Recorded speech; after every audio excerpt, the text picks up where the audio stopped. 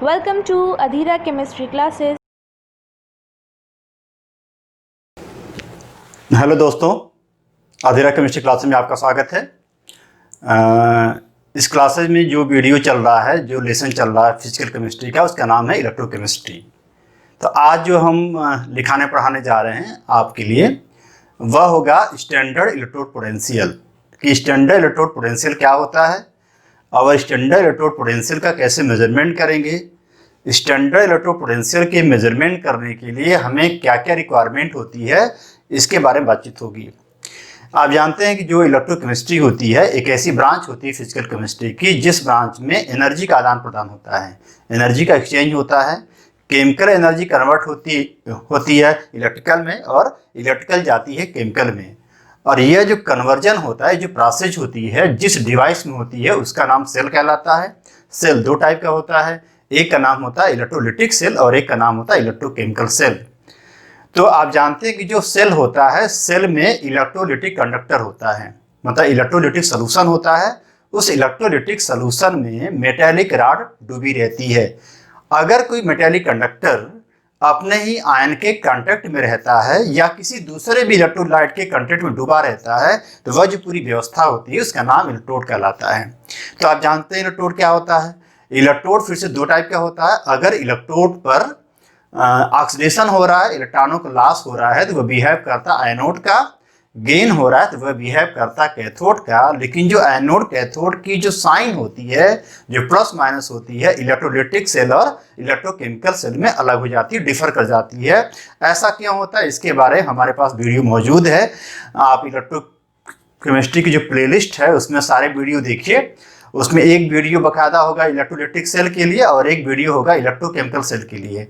और electrochemical cell वाले video में मैंने क्या किया है, इलेक्ट्रोलिटिक सेल और इलेक्ट्रोकेमिकल सेल का डिफरेंस भी बताया हुआ है। तो आज हम जो पढ़ाने जा रहे हैं इलेक्ट्रोड और इलेक्ट्रोड पोटेंशियल का स्टैंडर्ड मैकेनिज्म। इस मैकेनिज्म का बड़ा फायदा है। हम आज की वीडियो में इस बात को भी समझेंगे कि कैसे इलेक्ट्रोड पोटेंशियल निकाला जाता है, स्टैंडर्ड इलेक्ट्रोड पोटेंशियल क्या होता है, वह कब पैदा हो सकता है, और किसी पर्टिकुलर सिंगल इलेक्ट्रोड का स्टैंडर्ड इलेक्ट्रोड पोटेंशियल कैसे निकालेंगे।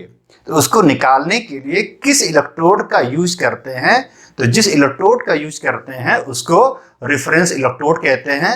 और जो आम जिंदगी में, आम प्रैक्टिस में जो रेफरेंस इलेक्ट्रोड लिया जाता है वैज्ञानिकों के द्वारा, हमारे द्वारा, आपके द्वारा, उसका नाम होता है स्टैंडर्ड इलेक्ट्रोड।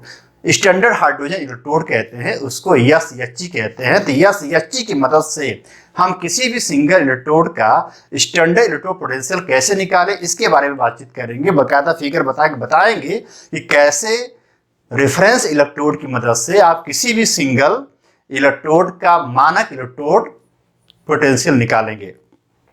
तो आज का जो वीडियो होगा वो बाकायदा फोकस होगा स्टैंडर्ड इलेक्ट्रोड पोटेंशियल पर, रेफरेंस इलेक्ट्रोड पोटेंशियल पर, स्टैंडर्ड हाइड्रोजन इलेक्ट्रोड पर, और स्टैंडर्ड हाइड्रोजन इलेक्ट्रोड की मदद से, सहायता से किसी सिंगल इलेक्ट्रोड का स्टैंडर्ड इलेक्ट्रोड पोटेंशियल के मेजरमेंट पर।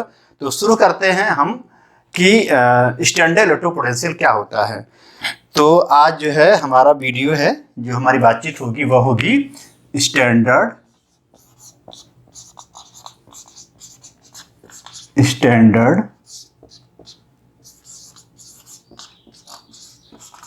इलेक्ट्रोड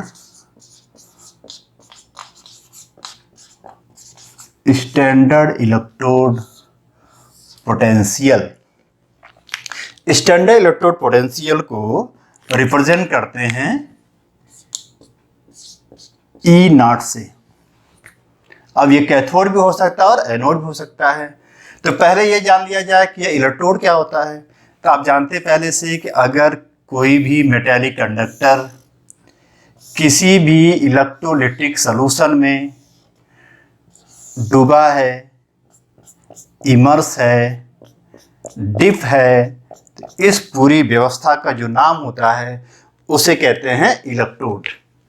तो इसमें मैंने एक सिंगल बीकर लिया है और इस सिंगल बीकर में मैंने ले लिया है इलेक्ट्रोलिटिक सॉल्यूशन, और इस इलेक्ट्रोलिटिक सॉल्यूशन में मैंने डाल दिया है मेटेलिक कंडक्टर या मेटल की रॉड। यह जो पूरी व्यवस्था हो गई, इसका नाम हो गया इलेक्ट्रोड।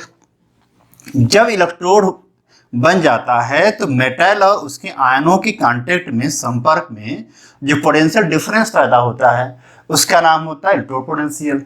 ठीक है, अब आते हैं स्टैंडर्ड इलेक्ट्रोड पोटेंशियल पर।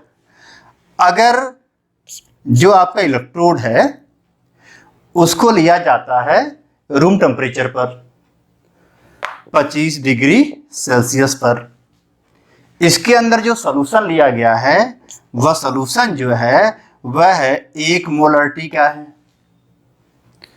और जो गैस ली जाती है, माने कोई गैस आती है तो इसका जो पूरा एटमॉस्फेयर है अगर वह 1 एटमॉस्फेयर प्रेशर है, तो आप जानते हैं पहले से थर्मोडायनेमिक्स में पढ़ा होगा, 11th में है कि रूम टेम्परेचर 1 मोलर कंसंट्रेशन, एक एटमॉस्फेयर जो प्रेशर जो होता है इसे हम स्टैंडर्ड कंडीशन कहते हैं।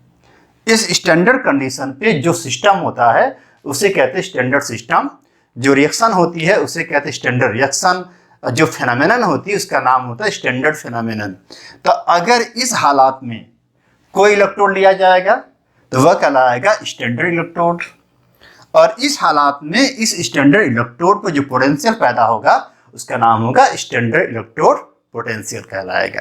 तो इलेक्ट्रोड क्या होता है? जब कोई मेटेलिक कंडक्टर किसी भी इलेक्ट्रोलिटिक सॉल्यूशन में डीप रहता है तो उस व्यवस्था का नाम इलेक्ट्रोड कहलाता है। इलेक्ट्रोड पे ऑक्सीडेशन होगा तो वह कहलाएगा एनोड, डिडक्शन होगा तो वह कहलाएगा कैथोड कहलाएगा। इलेक्ट्रोड पर जो पोटेंशियल पैदा होगा उसका नाम होगा इलेक्ट्रोड पोटेंशियल। अगर यह हालात है तो इसको हम स्टैंडर्ड कंडीशन कहते हैं। स्टैंडर्ड कंडीशन पे रहने वाले इलेक्ट्रोड को स्टैंडर्ड इलेक्ट्रोड, और स्टैंडर्ड इलेक्ट्रोड पर जो पोटेंशियल पैदा होगा उसका नाम होगा स्टैंडर्ड इलेक्ट्रोड पोटेंशियल। ये 2 टाइप का होता है, एक ओपी होगा, एक आरपी होगा। अगर मान लिया जाए आपके पास कोई गैलोनिक सेल है तो आपने देखा अगर जो गैलोनिक सेल होता है उसको रिप्रेजेंट ऐसे करते हैं। मान लीजिए Z N oblique Z N plus plus, 2 vertical line है, कॉपर प्लस प्लस कॉपर। यह जो होगा यह होगा लेफ्ट हैंड साइड, इस पर ऑक्सीडेशन होगा, यह एनोड होगा। यह होगा राइट हैंड साइड, इस पर डिडक्शन होगा, यह कैथोड होगा। तो ऐसे ही स्टैंडर्ड इलेक्ट्रोड पोटेंशियल भी 2 टाइप का होगा। इसको रिप्रेजेंट करना होगा तो आप कहेंगे E nought Z N upon Z N plus plus. यह होगा standard electrode potential for oxidation anode. ऐसे इसके लिए होगा E nought copper plus plus copper, इसका नाम होगा standard electrode potential for cathode.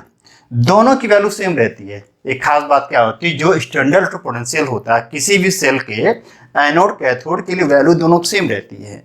अंतर क्या होता है, एक प्लस रहेगा, दूसरी वैल्यू उसकी माइनस होती है। यह वैल्यू एकदम सेम रहती है, बस अंतर होगा, यह होगा माइनस।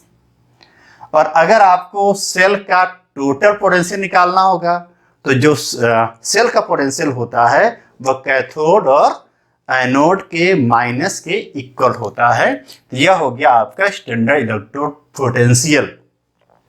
अब ये जानना है कि हम किसी भी सिंगल इलेक्ट्रोड का इलेक्ट्रोड पोटेंशियल कैसे निकालेंगे। तो आप जानते हैं सिंगल इलेक्ट्रोड का पोटेंशियल निकालने के लिए हमें एक बैटरी की रिक्वायरमेंट होगी।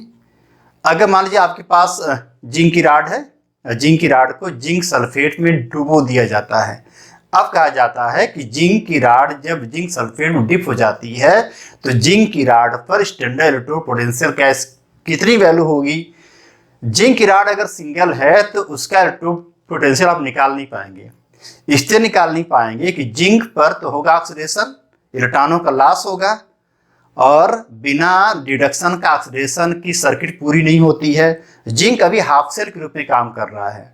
अगर जिंक को रिएक्शन की कंप्लीट करनी होगी तो आपको जिंक के बगल में, जिंक राड के बगल में, जिंक इलेक्ट्रोड के पास में उसका कोई साथी इलेक्ट्रोड को रखना पड़ेगा। अब मान लीजिए मैंने कॉपर को डाल दिया कॉपर सल्फेट में, जिंक है, जिंक सल्फेट है, में कापर है, कापर सल्फेट। अब दोनों को जोड़ दूंगा तो एक सेल एक बैटरी बन जाएगी। और जो बैटरी बन जाएगी उसका जो पूरा सेल पोटेंशियल होगा एनोड और कैथोड के सम के बराबर होगा।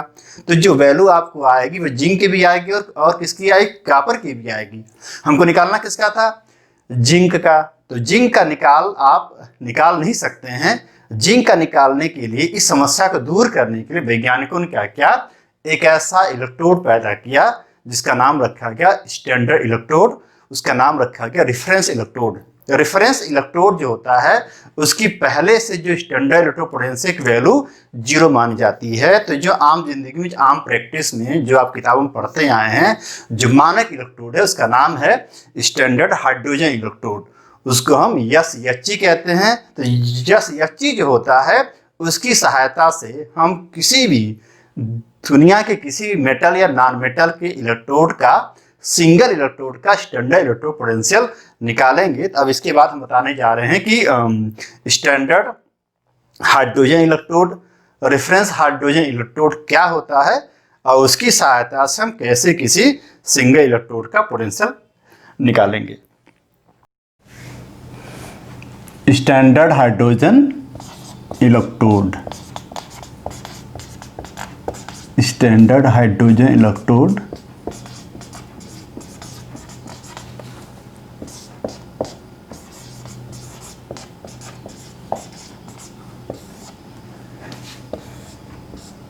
इसका नाम होता है SHE। तो स्टैंडर्ड हाइड्रोजन इलेक्ट्रोड एक रेफरेंस इलेक्ट्रोड है दुनिया भर में। इस इलेक्ट्रोड का इलेक्ट्रोड पोटेंशियल जो होता है वो 0 होता है। तो अब हम बताने जा रहे हैं कि आपको ये स्टैंडर्ड हाइड्रोजन इलेक्ट्रोड का सेटअप क्या है। स्टैंडर्ड हाइड्रोजन इलेक्ट्रोड का सेटअप है बहुत अच्छा सा है, कोई दिक्कत नहीं है, बहुत आसान भी है।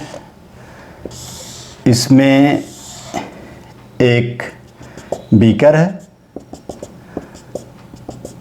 बीकर में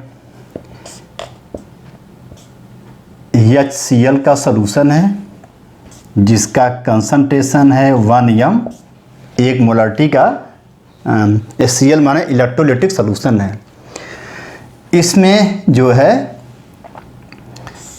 प्लेटिनम वायर की मदद से एक कार्बन ब्लैक डूबा हुआ है और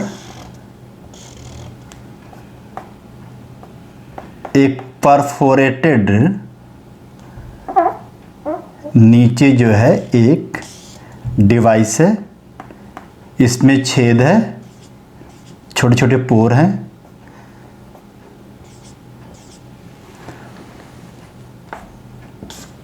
इसमें हाइड्रोजन गैस 1 एटमॉस्फेरिक प्रेशर पर डाली जाती है।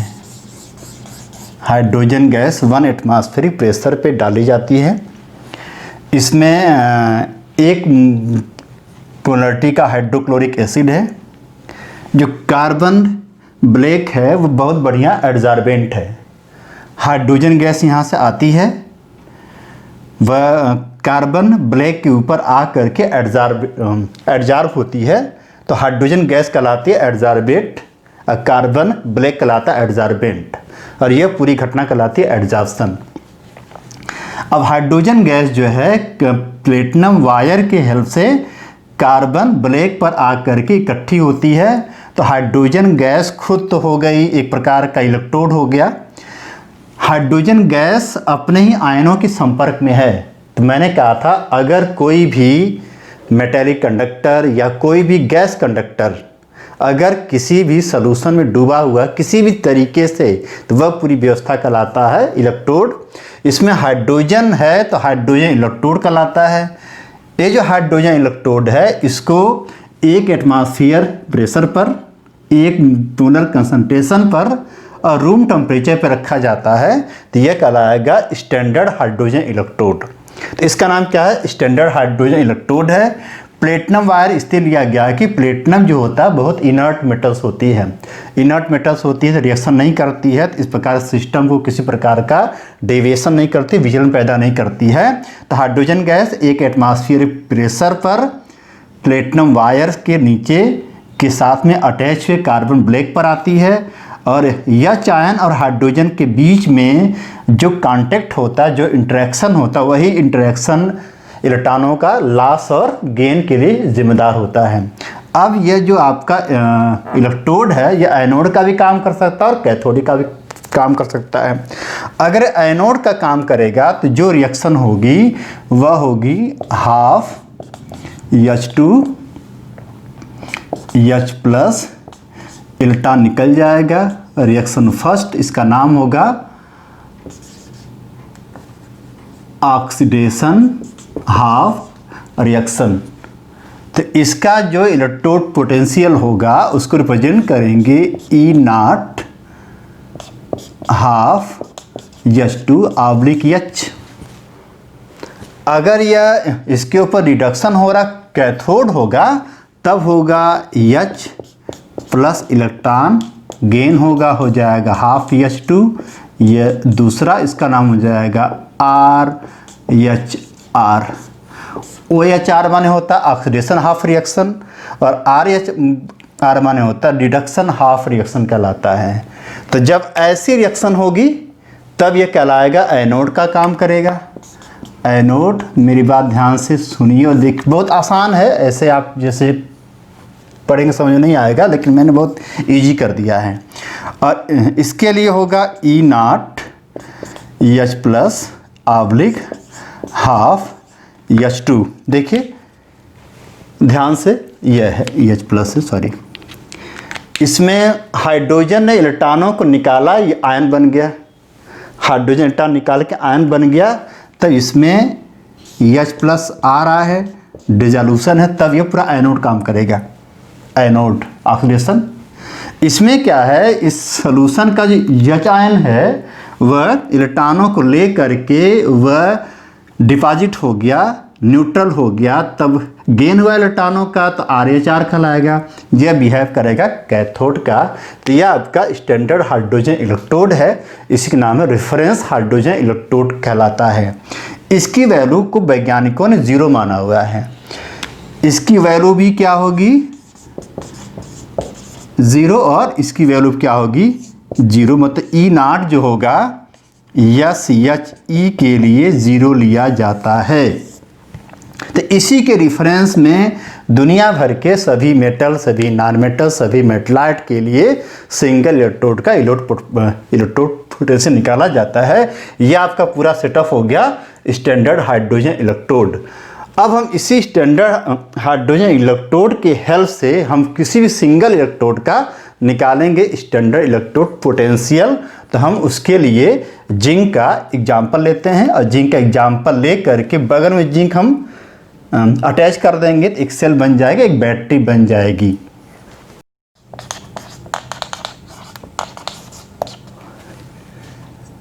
Standard electrode potential of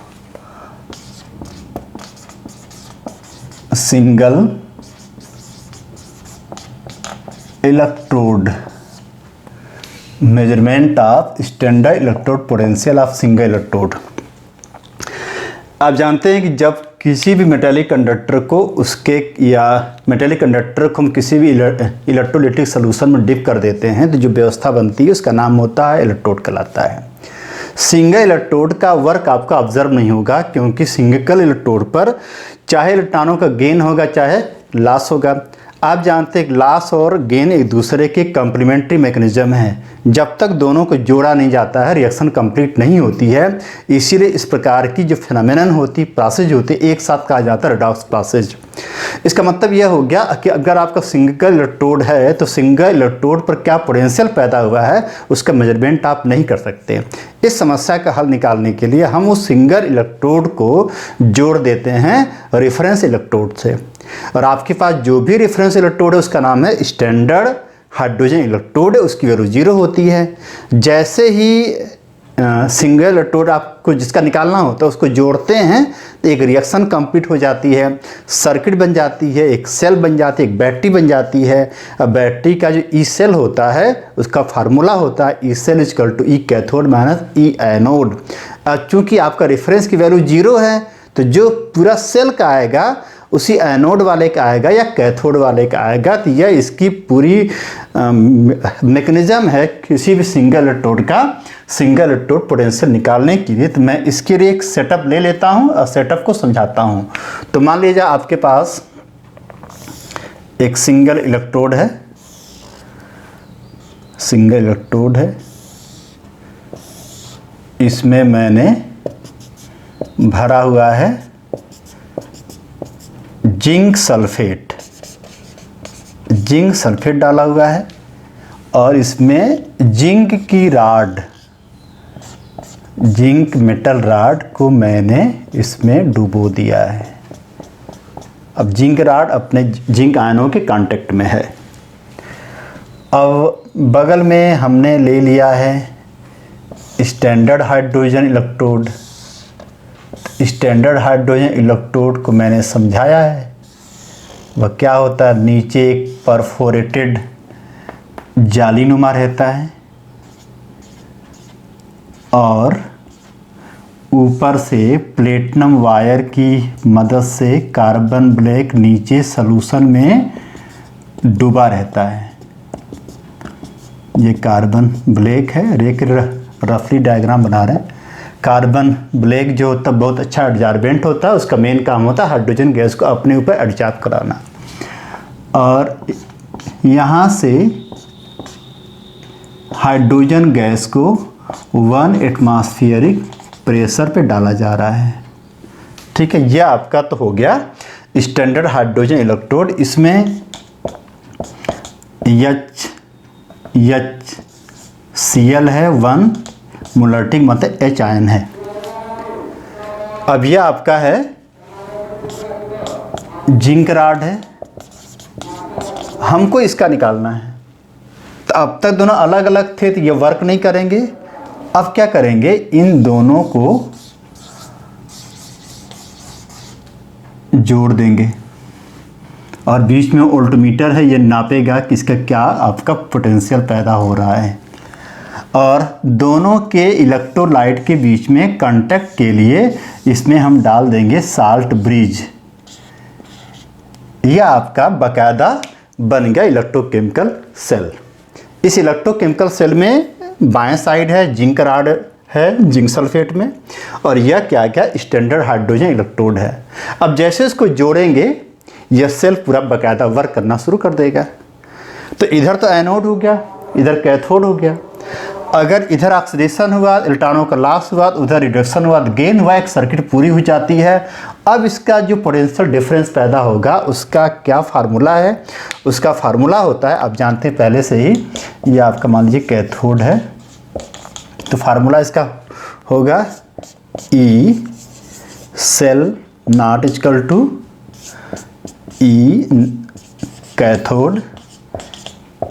E nought मतलब होता है स्टैंडर्ड और E एनोड। अब इस फार्मूले को इस पे अप्लाई करेंगे तो E कैथोड को रिप्रेजेंट करेंगे E not H plus upon half H2, क्योंकि इसमें इलेक्ट्रॉन गेन हो रहा है, रिडक्शन है, minus E not Zn upon Zn plus plus, that is this. इसकी वैल्यू तो 0 है, तो जो यह वैल्यू आएगी वह इस वैल्यू के इक्वल हो जाएगी। अब जब एक्सपेरिमेंट करके निकलेगा वैल्यू कितनी आ रही है, वोल्ट में आएगी वैल्यू। तो यह तो हो गया आपका किसी भी सिंगल इलेक्ट्रोड का स्टैंडर्ड इलेक्ट्रोड पोटेंशियल निकालने का तरीका। मैंने कुछ नहीं किया है, मैंने जिसका निकालना था उसको जोड़ दिया किसी रेफरेंस से, रेफरेंस की वैल्यू 0 होती है। अब जो पूरा सेल पोटेंशियल ये पूरा आएगा यह इसी का दर्शाएगा, तो ये वैल्यू इसी की होगी। अब मुद्दा यह होता है कि क्या यह उलट भी सकता है। अगर मैं कापर को डालूंगा कापर सल्फेट में तो यह मामला पलट जाएगा, फिर तब यह हो जाएगा इधर, वह हो जाएगा उधर। बस अंतर कुछ नहीं होगा, जहाँ पर ये कैथोड होगा हम जहाँ पर एनोड और कैथोड का निशान उलट देंगे तो हम इसकी सहायता से, इस मैकेनिज्म की सहायता से जितने सारे इलेक्ट्रोड हैं उस इलेक्ट्रोड का स्टैंडर्ड इलेक्ट्रोड पोटेंशियल निकाल देंगे। यह मैकेनिज्म हो गई कि आप कैसे रेफरेंस इलेक्ट्रोड की मदद से किसी सिंगल इलेक्ट्रोड का इलेक्ट्रोड पोटेंशियल निकालेंगे। तो आज का जो हमारा वीडियो था, मैंने फोकस किया था इलेक्ट्रोड पोटेंशियल पर, स्टैंडर्ड पोटेंशियल पर, रेफरेंस पर, और रेफरेंस की मदद से किसी भी सिंगल इलेक्ट्रोड पोटेंशियल निकालने के लिए। और जितने संबंधित वीडियो हैं वह वीडियो इलेक्ट्रोकेमिस्ट्री की जो प्लेलिस्ट है उसमें जाइए, देखिए उसको, और शुरुआत से सारे वीडियो देखेंगे तो इस वीडियो तक आते आते आपको एक अजीब टाइप का अच्छा फील होगा और आनंद आएगा। अब इसका फ़ायदा उठाएंगे और जितने सवाल बनते जाएंगे वह सवाल खुद आप उसका अच्छा रिस्पांस पैदा करेंगे, और रिस्पांस देंगे तो फिर इस लेसन में आपको समझ में आएगा, और सारे एग्ज़ाम में भी हर क्वेश्चन आपके हाथ से कोई निकल नहीं पाएगा। धन्यवाद।